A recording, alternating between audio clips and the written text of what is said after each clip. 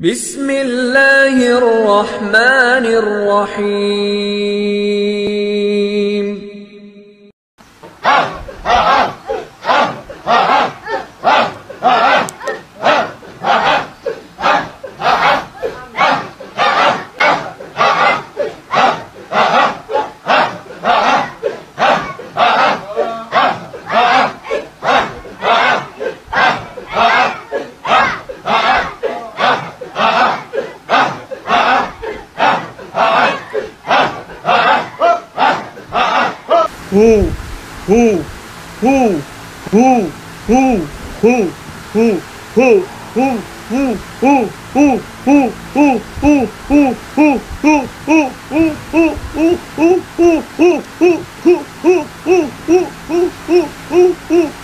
Hasbunallah wa ni'mal wakil. Wala haula wala quwwata illa billahil. Saya sudah lama kok mendapatkan pelajaran atau yang pelajaran tidak langsung dari ayah saya, dari ibu saya, dari keluarga saya, ada thariqat zikirnya hu. Sudah saya jelaskan, baik saya ulang penjelasannya. Saya tidak berani mengamalkan zikir itu. Mengapa? Karena saya tidak tahu dasar hukumnya, tidak tahu dalilnya. Ini soal agama. Saya hanya berani kalau soal agama mengamalkan apa yang ada dalilnya, baik dalil nakli maupun dalil akli. Tapi kalau ibadah harusnya dalil nakli, dalil teks, nas, Al-Quran atau hadis. Biasanya para ulama terhadap Al-Quran atau hadis. Saya tidak berani mengamalkan, tidak mengamalkan, dan orang tua saya juga saya harap tidak mengamalkan. Ya sekali masalahnya karena tidak tahu dalilnya, belum tahu dalilnya, dan setahu saya sampai dewasa ini tidak ada dalilnya. Nabi Muhammad dalilnya, belum tahu dalilnya, dan setahu saya sampai dewasa ini tidak ada dalilnya. Nabi Muhammad SAW dan para sahabat tidak mengamalkan zikir hu. Wes. Main-main Allah hu apa ini? Ini apa ini? Ini kalau zaman Umar sudah diketuk semua kepalanya nih. Ngarang-ngarang gitu. Sekarang orang la ilaha illallah, tapi terkadang sebagian mereka tidak paham maknanya. Saking hebatnya terkadang cuma hu. Sampai ada buku judulnya hu. Ditulis bahwasanya zikir di antara zikir yang mantap adalah apa? Hu. Dan ini tidak benar. Rata-rata zikir-zikirnya yang diajarkan oleh Nabi semuanya bermakna la ilaha illallah, tidak ada sembahan yang berhak disembah kecuali Allah, subhanallah, maha suci Allah, Allahu akbar, Allah maha besar. Apalagi la haula wala quwata illa billah, tidak ada yang upaya kecuali dari Allah Subhanahu wa taala. Ya, semua zikir-zikir yang diajarkan oleh Nabi itu rata-rata ada maknanya. Tapi kalau hu dia maksudnya apa? Kan enggak ada maknanya ya. Enggak ada makna. Itu zikir bid'ah, tidak pernah diajarkan oleh Nabi sallallahu alaihi wasallam.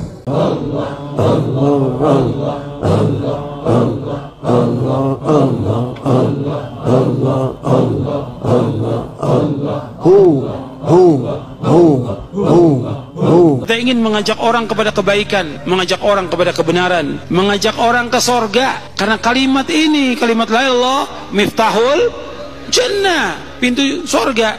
Sampai Nabi bersabda, man kana akhiru kalami la ilaha illallah dakhala jannah. Barang siapa yang akhir ucapannya la ilaha illallah, maka dia masuk surga. Tapi tetap wajib dia belajar dulu tentang kalimat ini.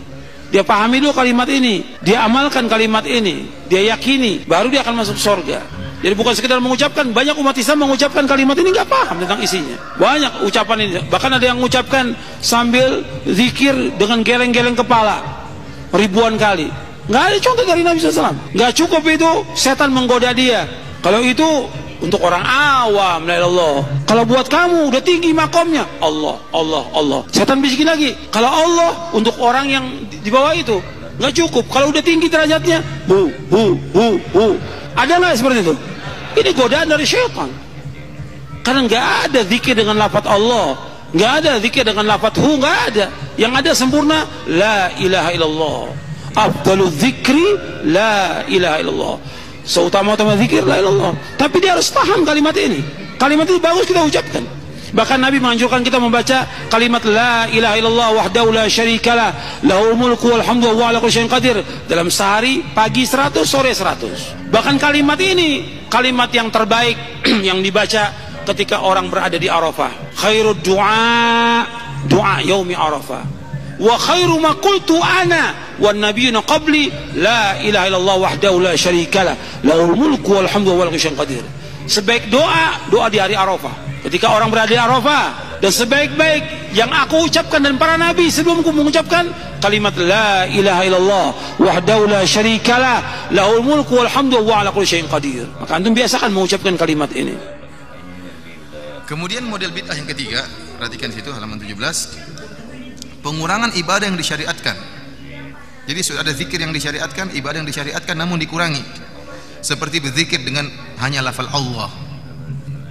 Allahu Allahu Allahu Allahu. Ini tidak pernah diajar oleh Nabi.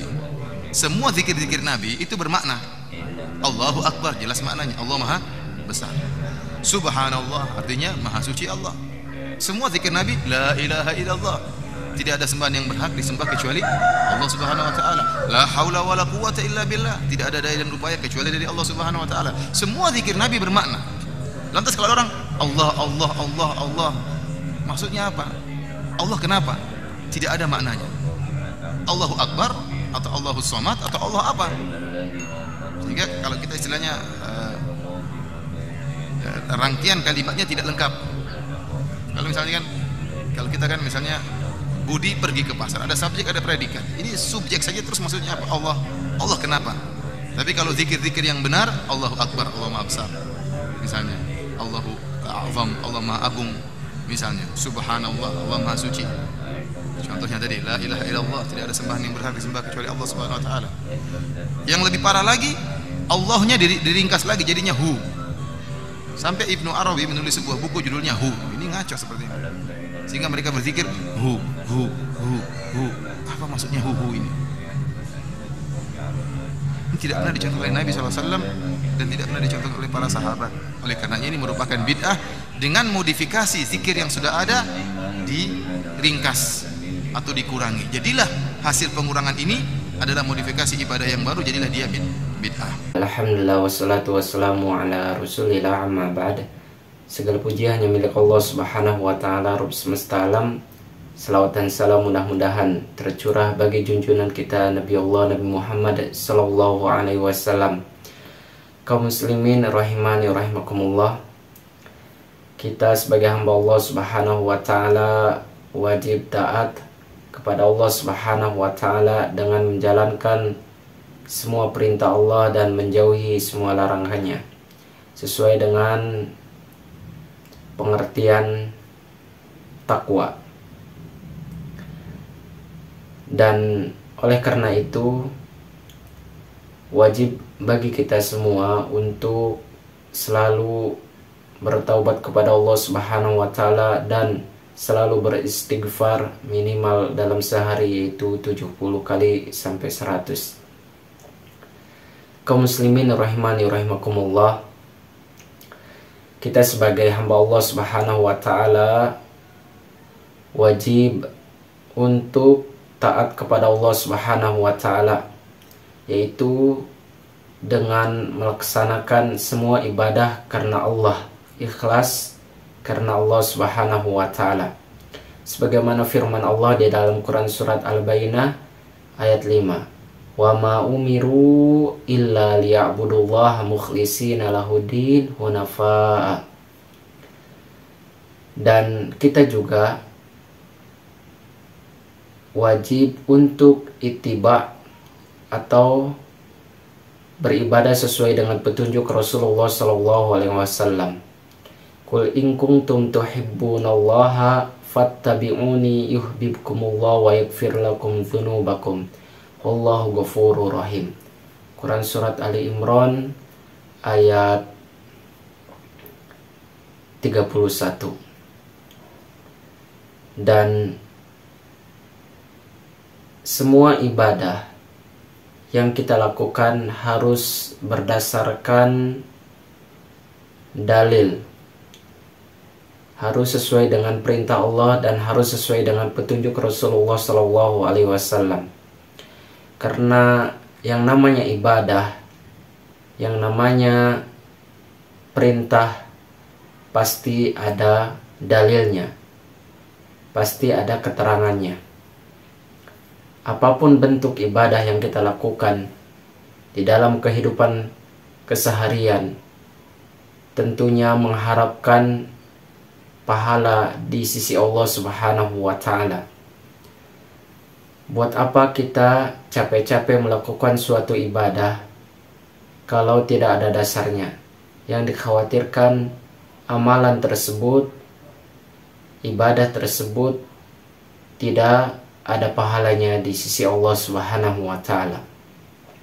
Karena banyak sekali orang yang tidak bertanggung jawab melakukan suatu ibadah hanya dengan hawa nafsunya, hanya dengan perasaan, tapi tidak memikirkan dan tidak mempertanggungjawabkan apakah amalan tersebut, apakah ibadah tersebut sesuai dengan perintah Allah Subhanahu wa Ta'ala atau sesuai dengan petunjuk Rasulullah Sallallahu Alaihi Wasallam. Yang dikhawatirkan jatuh kepada hadis Nabi Sallallahu Alaihi Wasallam. Man amila amalan falaysa alaihi amruna fahuwa raddun. Barang siapa yang beramal yang tidak ada landasannya dari kami, maka amalan tersebut tertolak. Kaum muslimin rahimani rahimakumullah, ada zikir yaitu dengan melafazkan ha ha ha,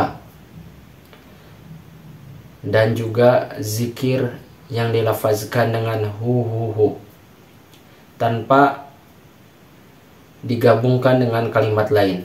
Misalnya subhanallah walhamdulillah wala ilaha illallah wallahu akbar, atau amalan-amalan lain ya. Tapi ini pakai domir ya, domir huwa, yaitu hu dengan ha.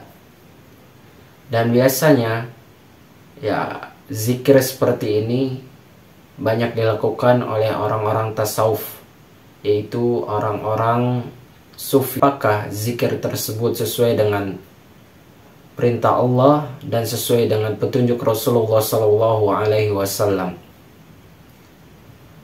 Makanya apapun bentuk ibadah, baik itu zikir atau ibadah-ibadah lain, kita tanyakan dulu dalilnya. Kita harus tahu dulu dalilnya. Kalau ada seorang guru yang mengajarkan kita, kita tanyakan apakah ada hadisnya, apakah ada dalil dari Al-Quran, atau ada ijma'nya, qaul sahabat, atau ijtihad para ulama, agar ibadah tersebut mendapatkan pahala di sisi Allah Subhanahu wa Ta'ala. Karena sebaik-baik petunjuk adalah petunjuk Rasulullah Sallallahu Alaihi Wasallam. Fa inna asdaqal hadithi kitabullah wa khairul hadi hadi Muhammad Sallallahu Alaihi Wasallam wa syarrul umuri muhdatsatuha fa inna kulla muhdatsatin fid dini bid'ah wa kulla bid'atin dalalah wa kulla dalalatin finnar. Jadi sebaik-baik petunjuk adalah petunjuk Rasulullah Sallallahu Alaihi Wasallam. Dan bagi kita lebih baik meninggalkan amalan yang tidak ada dasarnya, yang tidak ada contohnya, karena agama kita adalah agama syamil dan kamil, sudah lengkap ya. Dan kita juga sepanjang umur kita hidup yang Allah berikan, tentu bisa mengamalkan semua syariat Allah Subhanahu wa Ta'ala yang begitu indah, begitu istimewa. Makanya ada perkataan ulama, lau kana khairan la sabaquna alaih. Jikalau amalan tersebut baik, maka para pendahulu kita lah yang telah melakukan amalan tersebut, yang telah melakukan, yang telah mengerjakan dibanding kita. Makanya ya, amalan-amalan seperti zikir ha atau hu, apakah ada dasarnya dari Allah dan sesuai dengan petunjuk Rasulullah Sallallahu Alaihi Wasallam? Rasul ora butuh marje. Ya suwang ku roh-roh dhewe napa? Wong ad-dhamir fit domir ku ning ati. Ngono ora usah roh-rohan pokoke. Jadi misalnya kowe kesem-sem mbek cah wedok. Terus kowe ujug-ujug muni dia iki ya maksudnya balik sing mbok sem-semi ora usah rujuk. Wong ya ora karepe tentang cah iku. Muni dia iku mulane kabeh Allah ning gone wali-wali mau disebut hu. Mulane ana toreko satoria iku wiridane hu. Manane fa'lam annahu la ilaha illallah. Lahu iku dhamir sa'an rujuke ning Allah. Alhamdulillahi rabbil alamin.